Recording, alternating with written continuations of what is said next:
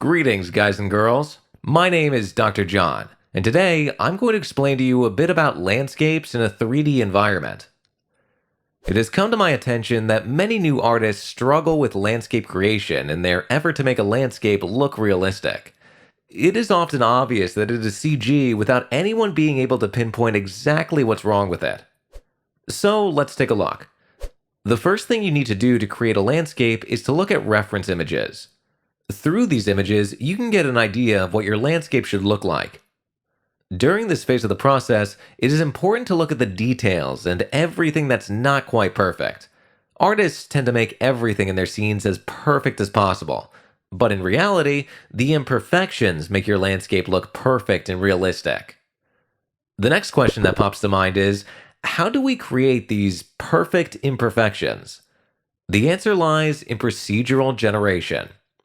Procedural generation is a process where you use math to generate a random value, which we can use as an input value for our object. One of the best examples of this is noise. Noise is a 1, 2, and 3-dimensional function that generates a random color value between black and white.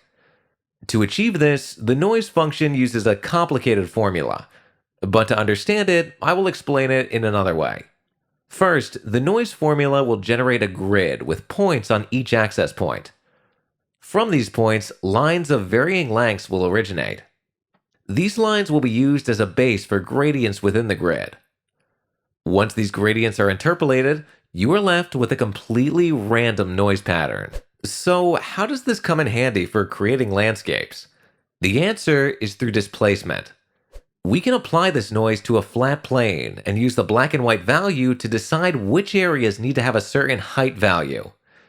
In this case, black areas will get an elevation of 100%, whereas white areas will get an elevation of 0%.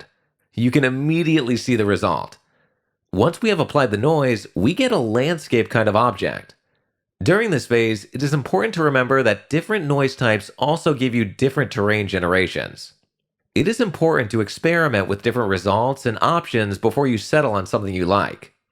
Depending on the amount of detail you want to bring into your scene, you may add different layers of noise in an endeavor to generate more levels of detail. For this, 3 levels of noise is a good compromise between detail and computing power. Once you have settled on a terrain generation, it's time to create some textures and vegetation. For this process, it's again important to work procedurally. When you look at reference images, it becomes clear that there are 2 major things you need to consider. The first thing you need to consider is where the growth in a landscape is. On steep parts, we often see that there's no vegetation at all. Furthermore, depending on the biome, you have a mixture of different species of plants. To simulate this, we need to work with a combination of normal values and noise textures. The normal values will help us generate textures on the correct surfaces based on the angle of the surface, while the noise texture will generate spots of different plant breeds. On top of that, we need the plant growth to look natural. That means that our plants can't be grown in straight lines. We need to make patches of plants all over the landscape. For this, we can use a noise texture to decide where the plants are allowed to grow. Naturally, not all terrains have the same vegetation type, so you need to look back to your reference images to see what feels right. The same system can be used for any kind of object you want to scatter into your scenes, such as houses or rocks, so you can bring it all to life.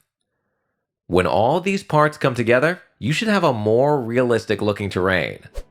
The fine-tuning will still need a lot of work, but now you already have a solid base to start with.